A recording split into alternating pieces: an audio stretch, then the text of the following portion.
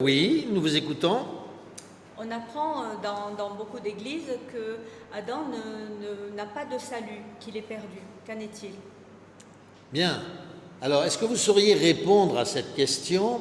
Vous savez qu'effectivement, dans beaucoup d'églises, on dit que Adam était parfait et que comme il a péché et que c'est lui qui nous a entraînés dans le désastre qui est devenu l'humanité, qu'en conséquence, il ne sera jamais ressuscité et qu'il en est de même pour Ève. Quelle est donc la réalité de cet enseignement? Eh bien, elle est absolument contraire à l'enseignement de la parole de Dieu. Nous allons, si vous voulez, prendre le récit tel qu'il est mentionné. Vous vous souvenez peut-être de l'endroit où il se trouve? Chapitre 3. Nous allons donc relire ce texte, à savoir la chute de l'homme. Je vais en faire la lecture et notez bien sûr les pensées. Genèse, chapitre 3, à partir du verset 1. Le serpent a été le plus rusé de tous les animaux des champs que Yahweh Dieu avait fait. Il dit à la femme, « Alors Dieu a dit, vous ne mangerez pas de tous les arbres du jardin ?» La femme répondit au serpent, « Nous pouvons manger des fruits de tous les arbres du jardin, mais du fruit de l'arbre qui est au milieu du jardin, Dieu a dit, vous n'en mangerez pas, vous n'y toucherez pas, sous peine de mort. » Le serpent répliqua à la femme, « Pas du tout, vous ne mourrez pas, mais Dieu sait que le jour où vous en mangerez, vos yeux s'ouvriront et que vous serez comme des dieux qui connaissent le bien et le mal. » La femme vit que l'arbre était bon à manger et séduisant à voir, et qu'il était, cet arbre, désirable pour acquérir le discernement. Elle prit de son fruit et mangea. Elle en donna aussi et il en mangea. Alors leurs yeux à tous deux s'ouvrirent et ils connurent qu'ils étaient nus. Ils se couvrirent de feuilles de figuier et firent des pagnes. Et ils entendirent le pas de Yahweh Dieu qui se promenait dans le jardin à la brise du jour, et l'homme et sa femme se cachèrent devant Yahweh. Parmi les arbres du jardin, Yahweh Dieu appela l'homme. « Où es-tu » dit-il. « J'ai entendu ton pas dans le jardin, répondit l'homme. J'ai eu peur parce que je suis nu et je me suis caché. » Il reprit. « Et qui t'a appris que tu étais nu? Tu as donc mangé de l'arbre dont je t'avais défendu de manger ?» L'homme répondit. « C'est la femme que tu as mise auprès de moi qui m'a donné de l'arbre et j'ai mangé. » Yahweh Dieu dit à la femme, « Qu'as-tu fait là ?» Et la femme répondit, « C'est le serpent qui m'a séduite et j'ai mangé. » Alors Yahweh Dieu dit au serpent, « Parce que tu as fait cela, maudit es-tu entre tous les bestiaux et toutes les bêtes sauvages. Tu marcheras sur ton ventre et tu mangeras de la terre tous les jours de ta vie. Je mettrai hostilité entre toi et la femme, entre ton lignage et le sien. Il t'atteindra à la tête et tu l'atteindras au talon. » Et à la femme, il dit, « Je multiplierai les peines de tes grossesses. Dans la peine, tu enfanteras des fils. Ta convoitise te poussera vers ton mari, et lui dominera sur toi. » Et à l'homme, il dit, « Parce que tu as écouté la voix de ta femme et que tu as mangé de l'arbre dont je t'avais interdit de manger, maudit soit le sol à cause de toi. À force de peine, tu en tireras subsistance tous les jours de ta vie. Il produira pour toi des épines et des chardons, et tu mangeras de l'herbe des champs. À la sueur de ton visage, tu mangeras ton pain, jusqu'à ce que tu retournes au sol d'où tu fus tiré.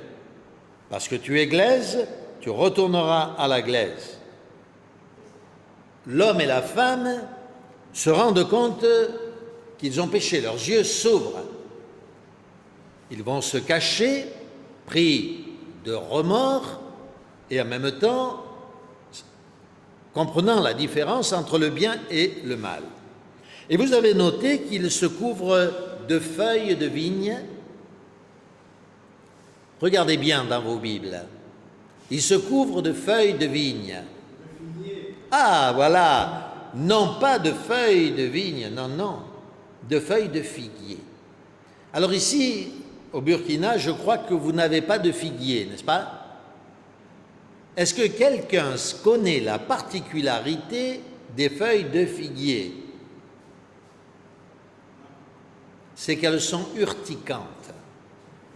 Les feuilles de figuier, si vous rentrez dans un figuier torse nu, vous allez ressortir couvert de marques rouges et de pseudo-cicatrices, parce que ce sont des feuilles urticantes.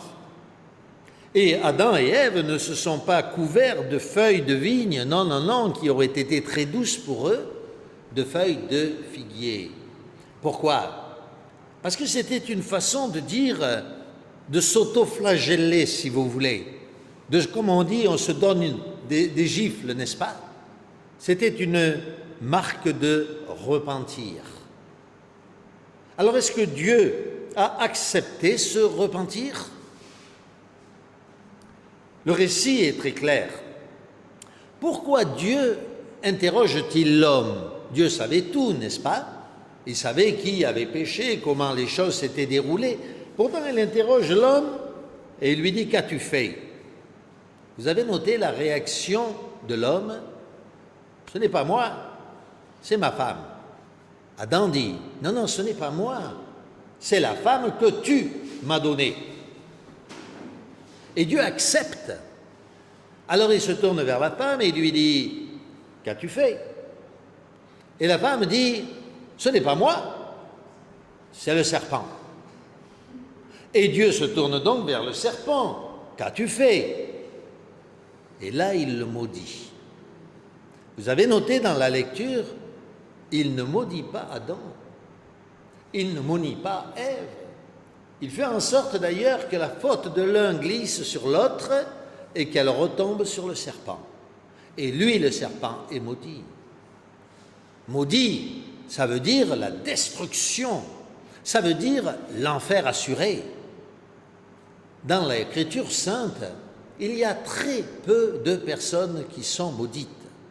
Si je vous posais la question, qui dans l'Écriture est maudit? Vous me répondriez assurément Caïn, Judas, les pharisiens en tant que groupe, et c'est tout.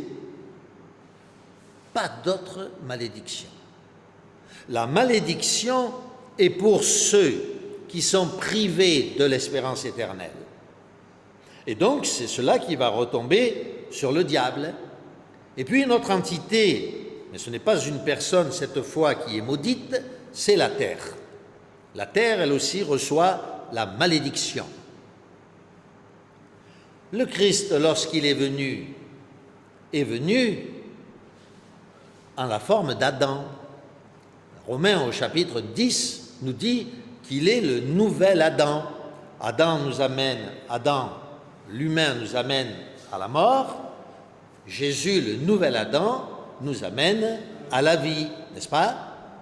Il est donc le nouvel Adam. Il est l'Adam qui rachète Adam. Car si le Christ ne rachète pas Adam, il ne peut pas non plus racheter l'humanité. Pourquoi? Parce que lorsque Adam a péché, toute l'humanité était dans ses reins. En conséquence, le Christ est mort sans enfant. Pour quelle raison? Pour racheter l'humanité qui se trouvait dans ses reins. Ainsi, le premier à être racheté par Jésus, c'est Adam. Et nous sommes rachetés dans les reins du nouvel Adam, nous les descendants d'Adam, au sens spirituel et non plus, bien sûr, au sens charnel. Amen. Ce point est important parce qu'il met en évidence l'amour infini de notre Dieu. Comme souvent nous le disons, Adam a péché à cause d'un fruit. Nous avons mangé des tonnes de fruits. Et merci Seigneur, parce que tu nous fais miséricorde. Alors certains nous disent, oui, mais Adam était parfait. Parfait ne veut pas dire que nous ne pouvons pas tomber. La perfection est quelque chose de relatif. Par exemple, la chemise que je porte et la chemise que porte le pasteur Guy est parfaite pour le culte. Mais assurément, on n'utiliserait pas cette chemise pour aller faire du bricolage. Un jean est parfait pour faire du bricolage, mais nous ne l'utiliserions pas pour venir au culte. La perfection est quelque chose de relatif. Adam était parfait, oui, mais c'était un enfant. En tout cas, nous savons que c'était un adulte, puisque ensuite il eut une femme, n'est-ce pas? Donc nous savons que c'était un adulte, qu'il avait un corps d'adulte, mais il avait un cœur d'enfant.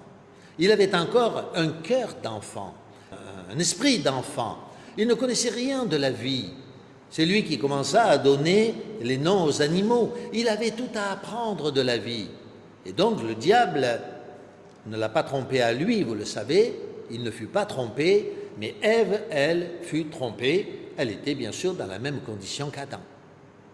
Si Adam a suivi de manger du fruit, le récit biblique nous le fait comprendre, ce n'est pas parce qu'il a été trompé, non, non.